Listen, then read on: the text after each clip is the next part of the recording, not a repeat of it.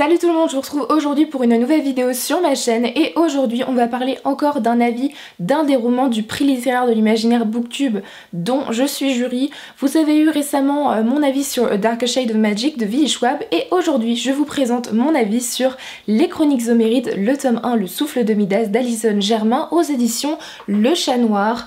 C'est un roman que j'ai juste adoré et qui me tentait énormément déjà quand il était paru, mais je n'avais pas encore eu le temps de me procurer, et quand j'ai vu qu'il était disponible et que on pouvait finalement le lire pour le prix littéraire, j'étais ravie, je me suis dit que c'était l'occasion et du coup aujourd'hui je vous présente mon avis sur ce super roman. Dans ce roman, on va suivre Louise, qui est une jeune femme qui a 19-20 ans et qui, un soir, en sortant du travail, va entendre un cri d'une femme à l'aide. Après avoir hésité entre appeler la police et aider cette femme, elle va finalement se rendre sur les lieux où cette femme est en train juste de crier. Elle rencontre une femme qui est à terre, ensanglantée, avec une main en moins. Avant de mourir, cette femme va tout simplement l'embrasser. Et Louise va se réveiller dans une autre rue le lendemain et ne va plus se souvenir de ce qui s'est passé, ou en tout cas n'a que quelques bribes et ne comprend pas ce qui s'est passé, et on n'a pas retrouvé le corps de cette femme. Du coup Louise en fait va se retrouver avec un pouvoir qui est le souffle de Midas. Je vais pas vous dire ce que c'est exactement histoire de vous laisser un peu de suspense, mais le début de l'histoire se base sur ce souffle et cette mystérieuse femme qui a à présent disparu.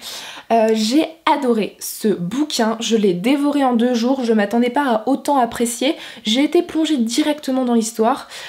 J'ai bien aimé le personnage de Louise, j'ai bien aimé la suivre car c'est une jeune femme qui a à peu près mon âge, donc déjà ça me fait du bien de voir des héroïnes qui ont mon âge. C'est une femme qui est très courageuse, qui a de la répartie, de l'humour, qui se laisse pas faire et qui pourtant reste humaine. C'est-à-dire que même si elle va avoir ce souffle, voilà, ce pouvoir, elle va à la fois le craindre mais elle va vouloir le garder. Elle a ce moment d'adaptation, elle ne sait pas trop quoi faire avec et voilà, je l'ai trouvée humaine, elle a des réactions humaines et ça j'ai beaucoup apprécié. Ça fait pas un personnage trop badass dès le début de l'histoire. Par contre il y a des moments où elle s'énerve sans réfléchir, voilà, elle a ces moments où elle ne réfléchit pas et du coup ça entraîne des situations un peu compliquées.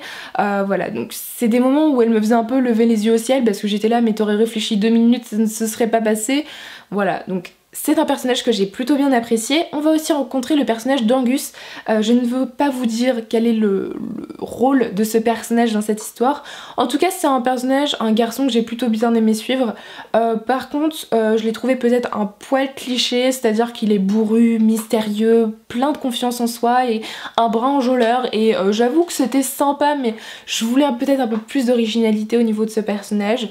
Par contre, l'originalité est clairement dans l'univers qui se base clairement sur la mythologie grecque. J'ai adoré cet univers.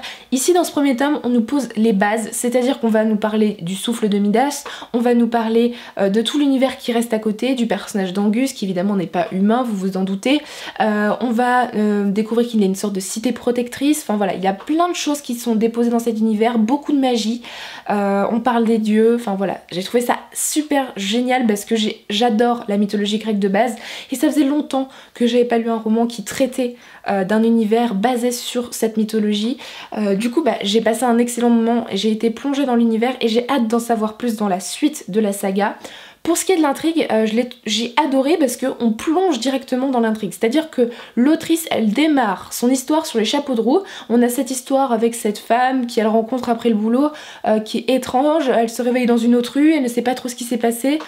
Du coup, il y a déjà de l'action, il y a déjà des péripéties. On rentre directement dans l'histoire, c'est très intéressant. Du coup, je me suis absolument pas ennuyée parce qu'il y a de la surprise, il y a des retournements de situation. La fin se termine sur un véritable cliffhanger. Et voilà, j'ai adoré et pourtant on a quand même plein de questions qui sont sans réponse, donc on a très envie d'avoir la suite. Donc l'autrice a quand même bien joué sur ce coup là. Et pour finir, j'ai adoré la plume de Alison Germain qui est travaillée. Je m'attendais pas à ce qu'elle soit aussi travaillée. On est sur une plume qui a un niveau plutôt soutenu par rapport à d'autres romans young adultes. J'ai trouvé ça très agréable et sincèrement ça m'a permis de me plonger un peu plus facilement dans le roman. Alors allez savoir, ça c'est peut-être juste une de mes spécificités, mais j'ai été plongée complètement dans le roman. J'ai trouvé ça fluide, très addictif et du coup ça me donne qu'une envie, c'est de me plonger dans le tome 2 et j'ai hâte de le lire et de lire la suite de cette saga. Voilà tout le monde, mon avis est terminé sur Le Souffle de Midas de Alison Germain. J'espère qu'il vous aura plu, j'espère que ça vous aura tenté de le lire éventuellement ou de le mettre dans notre wishlist. Et du coup moi je vous souhaite de très bonnes lectures et je vous dis à très bientôt dans une prochaine vidéo. Bye!